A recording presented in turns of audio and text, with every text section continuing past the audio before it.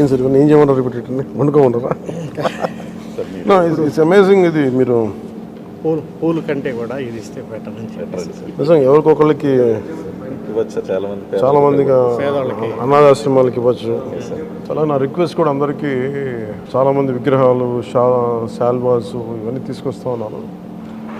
వచ్చేవారందరికి కూడా ఒకటి ఏదైనా తీసుకొస్తే టోకెన్స్ భవిష్యత్తులో మన సమీప భవిష్యత్తులో రాబోయే అన్నా క్యాంటీన్స్కి ఏదైనా మీరు కాంట్రిబ్యూషన్ లాగా ఏదైనా అలాంటి టోకెన్స్ ఉన్నాయి ఇవ్వండి. వాళ్ళు గివ్ టు గవర్నమెంట్, మన ప్రభుత్వానికి ఇద్దాం.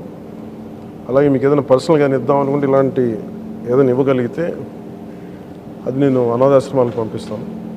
అలా కాకుండా ఈ విగ్రహాలు శాల్వాలు ఇవన్నీ నిరుపయోగంగా అయిపోతున్నాయి. ఆ విగ్రహాలకు కూడా ఏం చేయాలో తెలియట్లేదు. అందుకని దయచేసి నా విన్నపం, మా ఎంపీస్ ఇది స్టార్ట్ చేశారు, ఇనిషియేట్ చేశారు. ఇట్లా మనస్ఫూర్తిగా వారి స్ఫూర్తిని తీసుకొని అందరిని దయచేసి కూరగాయలు ఇమ్మని కాదు కానీ ఫ్లవర్ బుకేస్తో మనీ వేస్ట్ చేయొద్దు, విగ్రహాల కోసం ఇబ్బంది పడద్దు, షాల్స్ కూడా తేకండి. నా రిక్వెస్ట్ అది ఒకటి.